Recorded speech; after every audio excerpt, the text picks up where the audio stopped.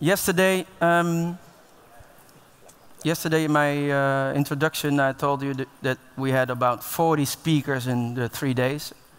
We have 7 panel discussions. This is the second one. And panel discussions can be dreadful. They can be boring. What we try today to do is to make it less boring for you.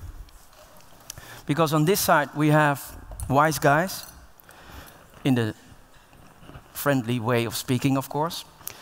Consultants who give advice to companies, to practitioners like these guys.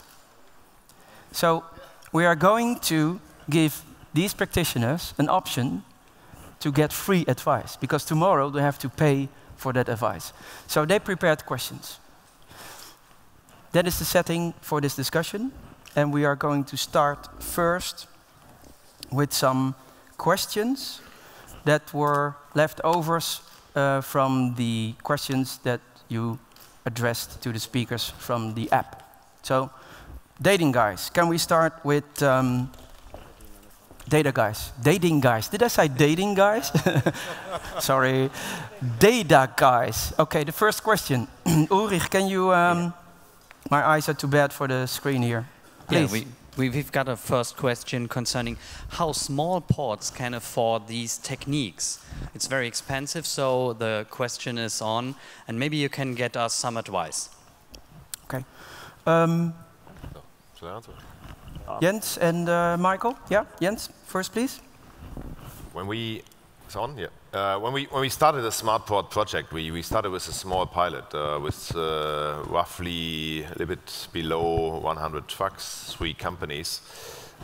Maybe that is an interesting size. And when I made the first comment on a press conference, I said the cost of the whole project were around 10,000 euros or 10,000 bucks, and everybody was surprised. And I said more than 50% were traveling costs, and then was the second surprise. Because the point is, you know, first of all, you have to evaluate from where you come from. You know, what kind of data you have already in your databases about traffic, about freight information, and not on your own as a port authority. You have to ask all your partners in the port. And you know, the port authority is an enabler. You have to bring in communication platforms and using existing technology. Then the price is quite lower than you expect. We can have a bilateral talk about that after the discussion, because I think we have to look at your specific situation, and then we can try to evaluate what kind of cost you have to spend. Okay, Michael, your microphone is working. It's fine, is it? Yeah, I'm on. Also, so. I think that was the major part of the point I was making in my discussion. Fremantle Ports is the 4th largest port in Australia. Sounds good, but we do about 750,000 TEU. What we do in a year, Shanghai does in a week. So we are a relatively smaller port. However, that's where you have to, in a sense, try and look to see what is out there. It's coming to things like this, so that you certainly learn about techniques, what people are doing, finding out the right suppliers, but also just really thinking about it in a smarter way. I was working with a colleague, his name is Jack Marollo. We were talking about camera systems to do this zoning technology, to be able to detect the queues. That was going to be costing $25,000, $50,000. As a small port, that can be quite excessive when you're talking about multiple sites. Jack managed to find a solution that cost $2,000. $2,000. Well, solving your queues, getting over the political problems that these gentlemen have to face, is worth much, much more than that. And so it can be done on a reasonable budget. And the great thing is that now, even if you are in a more isolated part of the world and you can't necessarily get to conferences, etc., obviously there are means to be able to research these sorts of things. Internet, speaking to colleagues, making contacts and networks here, and speaking to people, because talking to people like Jens's team here at the Port of Hamburg has helped me immensely. So I think it is possible to be able to get those nuggets, those gold nuggets, by using networks, doing your research, and looking for the smart alternatives which don't necessarily cost you an absolute fortune. I want to give a word to Patrick, but I'm going to stand next to him. Well, I'm seated. Just to be sure that it won't take an hour. No. I'll keep it very short. So, if you're a small port, there is a lot of technology out there that is affordable, as too rightly said by Fremantle-Port. You can buy things like Dubai Trade, that is a full suite and a full portal from customs clearance, from customs systems to apps, to traffic apps. That whole suite is available as a product. So look up Dubai Trade, it's for sale. So who is the consultant? Thank you, my friend. Data guys, we have, I can read it. I cannot read the name. It's Jan Fransen from the Green Award Foundation. It's a simple question, guys. How to protect from cyber attack? How do you do it in Valencia? How do you protect the port and the systems? For the Pentagon. Absolute security does not exist, or it is too expensive. Yeah. But you have to manage that. You have to manage the security. Security is not something that you put on there and you forget. You have to live with it every day. You have to be on top. And you have to manage the incidents to be up to date in technology. You cannot forget about that. I would like and you have to trust experts on that. You cannot do it alone, even being a port. Is trust enough? Yeah, there are huge discussions also at Port of Hamburg in our Harbour Security Commission, and it is. I would like to, before I answer the question, I think I'm able to answer that, but I would like to ask José a question to that, because you mentioned that your vision is that the central control center is the pad at home via the internet, and that is, from my point of view, the highest risk you can reach. Because there could be an interface, but the central system has to be in a safe and secure way connected. If you use sensors, we have a crypto algorithm to connect them, wireless to the rest. But when you say, okay, the control center of a port is just a connection via internet, that's from the state-of-the-art technology, from my point of view, not safe and secure enough, because you cannot ensure availability, and you cannot ensure that cyber attacks does not happen very easily. That's my position right now. I'm using the internet to connect to the central system, but the central control center system has to be located in a safe and secure environment. That's the approach we do, and every system has a redundancy. And there are several security measurements to avoid cyber attacks. But I would not be ready today to say, okay, let's do down all the control center, and we do everything from my balcony at home. Okay. I can tell you that I've seen something surprising. Last week I was working with a security manager from an IT provider working on several technology. And you know that the PLC is a device, for instance, for Siemens and many other manufacturers, controlling industrial devices and these activators and so on. He made a search through the internet. More than 2 million devices of the last model from Siemens were open to the internet, even if the owner doesn't know. That's what I say you have to manage. It's maybe the security in your control center is wonderful. You can use Cisco security devices and so on. But if the one who installed this activator in the railway line didn't securitize this individual device, maybe you have many holes down your network. That's a worry we have about. Because cyber attacks are not going to go to control centers, are not going to go to big databases, are going to go to individual industrial devices. If you want to block the city put all the traffic lights on red. Don't go to the central traffic zone. No, act to the individual ones. Never, central system will be protected for sure. And it will be more expensive and slow for them to attack it. Go to the individual devices and go to the backward network. Okay, thank you. I just want to add one comment. You know, I was also talking about availability, and the point is, you know, bandwidth and number of users on the public internet. That's a high risk, and it's very easy to attack, to drill down the speed. And if you have a vessel traffic service center, bringing in ships with 400-meter lengths on a navigation channel with a width of 300 meters, you know, the availability is very important. Yeah. And I would never ever say that I would use the public network to trust in that nobody can attack that. That was the comment. Yeah. I will never say never. Gentlemen. There's another question. We can take that question, or we're going to go for the advice. You can say. I'll take another question. Advice. Let's do advice. We save the question for later. All right? Practitioners. Who starts? Michael, can you start with your question to these free advisors here? Yeah, look, and this is going to be hopefully not setting you up, Jens, but I mean, a person in your position, particularly in such a beautiful port, surrounded by such a wonderful city, but you know, with its limitations, how do you justify the expense on systems that are attempting to resolve intangible and often unquantifiable political problems?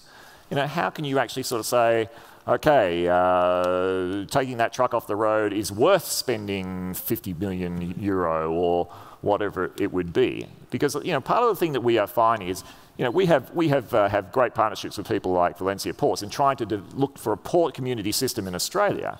But then, you know, and if you explain a port community system, everyone says, oh, that's a great idea. But how much is it going to cost me? And that's where it becomes really, really difficult, is finding those tangible benefits. How do you do that? Do you understand the question? Yeah, sure. Is it clear? It's absolutely clear.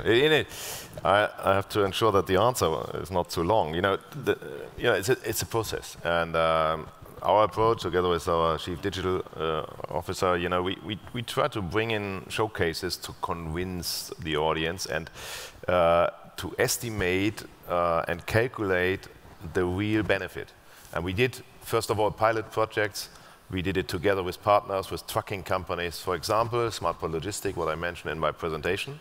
And at the end, we could really see that we saved 12% money, or we were able to do 12% more turnarounds in the port. You know, the driver has, instead of 5 tours inside the port, 6 at the same day, with using the system. You know, there was a real evaluation with a pilot.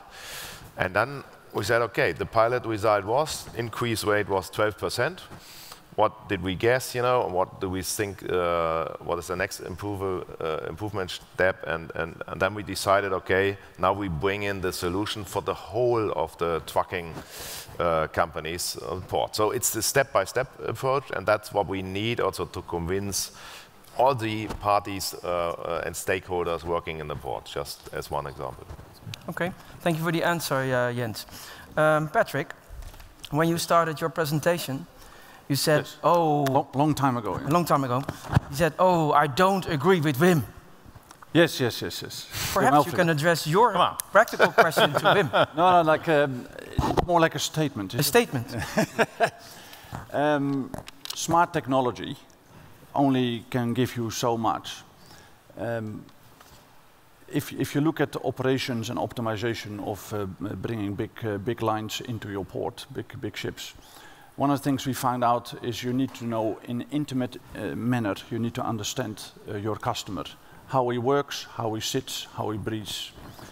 So one of the things we did, and it doesn't cost any money, just management time, was a customer engagement program. We started off at Maersk, and now we rolled it out for several years amongst many of our clients. And the question is? No, it was a statement. Yeah. Right? And the statement is? Okay, the statement is, my statement would be, it's a smart port is not just only apps and technology. Yes. Right? SmartPORT is how you prepare your management and what kind of support do you get from your government to integrate all these departments that have to work seamlessly together. I think the connection between government, private sector, and all these stakeholders of the logistical supply chain, I think that is a real SmartPORT. And apps are a part of that. 2 reactions. Wim. Yeah, I'm disappointed. 2 Dutchmen here, you know, it was a soft question. So, Patrick, what I want to say is, and you know, I'm a big fan of what's going on in Dubai. I've seen it. But we have different starting points. I said in my speech even, if you can start from scratch, you can start different. I think what you guys are doing in Dubai physically, that infrastructure is fantastic, and I just heard you say that you can sell a turnkey package to somebody else on apps, and so I think that we don't disagree that we set different priorities. I think the physical infrastructure has always to be upgraded, and you guys do this fantastic. In countries that with a lot of regulations, it's much more difficult. So I'm a big fan of 3 things. That we need thought leadership, and I've seen that here today, fantastic. Secondly, that we need smart regulation.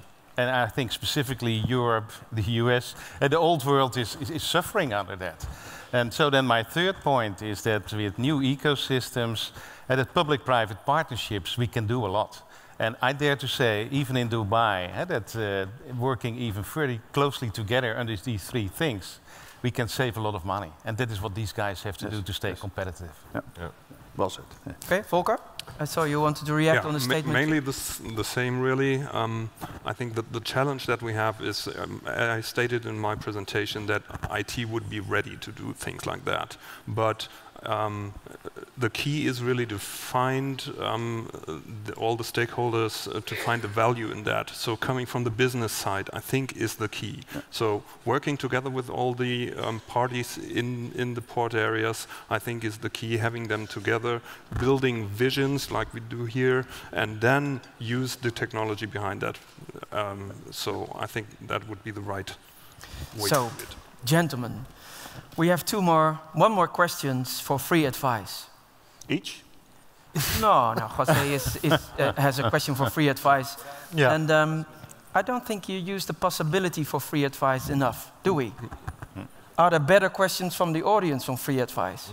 Prepare them, please. José, last question. Last question. You 3 shown your capabilities, your technology, what you're doing, and especially from Port of Hamburg. You can copy, you can reuse. Many times in the past, we've studied how some technologies from some ports, when you go out of the terminal and the management outside, how can they be moved from one port to another and reused?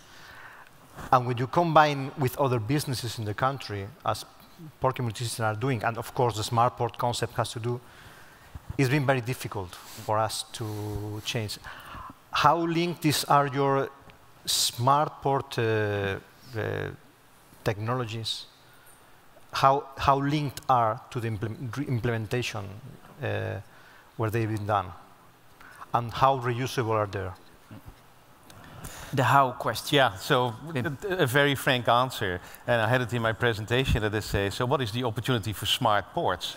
I think in the industry, from an IT point of view, it's a new industry. We're just getting started. How is IT going to integrate with OT, operational technologies? And I think what Patrick has done is a great example, what Jens is doing here in Hamburg. But IT has always been an afterthought in ports. It's just coming up.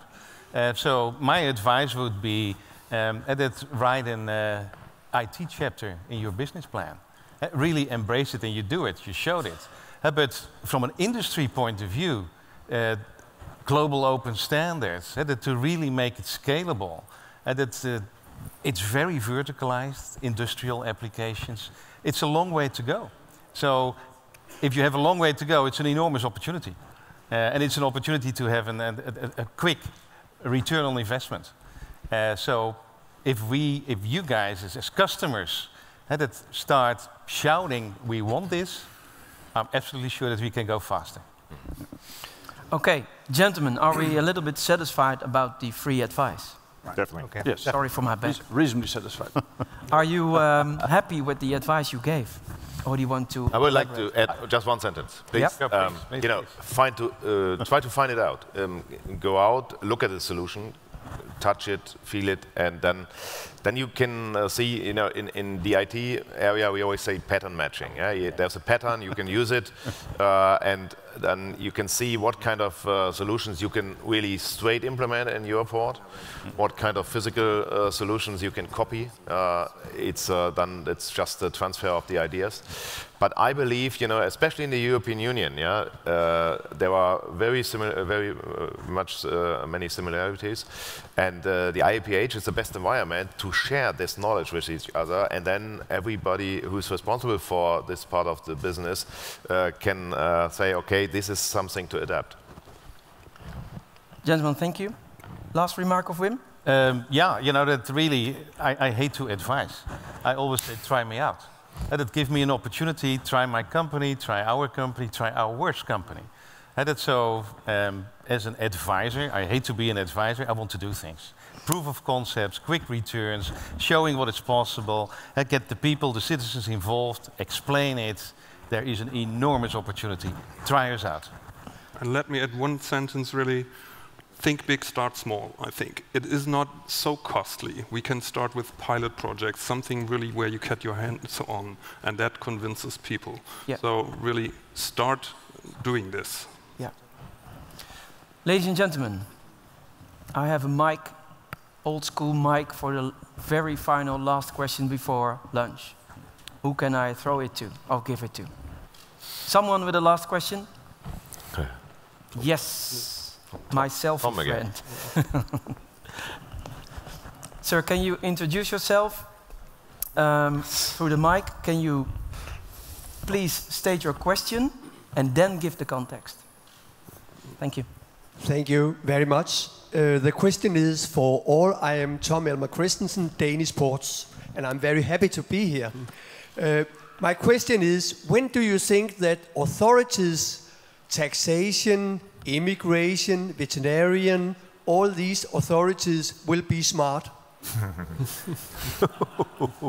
Can you give some context? No, the context is clear. Okay, let's call this question a hot potato. I throw the hot potato to you. Who's going to take it? Let's check it tonight, I would answer. But, you know, it's a Bali night. I can answer. I think everybody will be smart.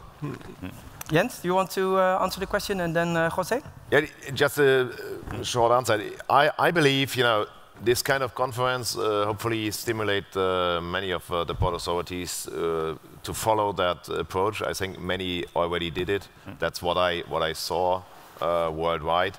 And you know, smart is a word you cannot define very precisely. But using the new technology, using the chances to increase quality of services, using the same standards, that is always my approach. And try to convince some others. Let's work together, connect ports with each other. That the only chance is when we are using the same standards at the interface. In the background, the backbone system could be really different. And I think this is a good starting point, and it will take only a very few years from my point of view. If you want to stay in a successful position, from my guess, it will only take 2 or 3 years. I can answer you that it's not an easy question. Okay, in Spain, there's a project led by customs to have a single window for every kind of inspection done in the country. It is a project to have a project. Okay, that's what I can tell you. But the thing will come with the young inspectors. They are coming with the cell phone, and they don't understand. They don't have the information in an APP before doing the inspection in the border inspection post. That will be changed with the next generation, I think. And the next generation is there. They are 20 years old now. I think in 5, 6 years, these people will not understand that everything is not smart. Okay. Yeah, I'd just also like to add there, I mean, I think it's an excellent question, and I certainly agree that, you know, cooperation between the various parties is a key.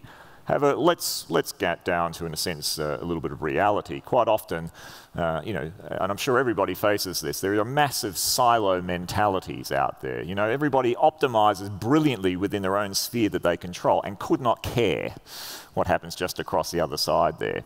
And trying to get those people to either understand is certainly a great way of doing it. But at times, I think your question is more or less, you know, can these authorities, like customs, like other authorities, you know, give them that little bit of a push? And I think if you look at, for example, port community systems, you know, Hamburg with Dacosi might be a bit of an exception in that they did get together the various associations and the people saw a common purpose. But most port community systems have been successful because there has been a major contributor who has more or less sort of said, this is the way it should be. It's making sure that people actually do have those standards. Otherwise, you'll talk about standards for the next 10, 20 years, as I think is probably happening a little bit at the EU level anyway. That's certainly what we're finding down in Australia when we look at it. So at times, you really actually do need to have that person, like the customs in Spain, or, you know, for example, the other classic example, somewhere like Singapore, where, you know, they do have, they're intimately involved with their government, and the government just sort of says, this is the way it shall be, and it pushes things. It gives it that little bit of an extra push where people then, who are just dithering, come to the realisation, this is the way to go forward, and it can be a major, major impetus. And that's something that we are looking at in Australia, is to try and use those authorities, like customs in particular, to just get that step forward that gets people thinking beyond, hey, this is a great idea, and we can see that this will work really well, to the point of saying, okay, we will do it. I'm going to take a risk now. I'm going to ask my friend Patrick here to speak the last words before lunch. Yes. If it takes too long, just leave. Just leave. You have 2 minutes. 2 minutes. Okay. Jens is going to go to a conference. Yeah. So, like in Dubai, we're blessed with very visionary leaders. Sheikh Mohammed put in his statement he wants to have a 24/7 e-government. So I hope you can still hear me. So they're rolling that out, and it goes from immigration. It goes to how you register your car, how you declare your cargoes, etc., etc. Now, in Denmark, you don't maybe have that government in place yet. What you can do, what my advice would be, is measure whatever you can, how big these delays are, and if they're actually creating a bottleneck for the end user, because that's the one who is important. And once you identify that, you present it to them and try to strong-arm them. Then you book a ticket on an app for Emirates Airlines, and you load up 15 of these guys, and you bring them to Dubai, and I'll make sure you sit in front of the decision makers from Dubai. I have his phone number. Ladies and gentlemen, the panelists.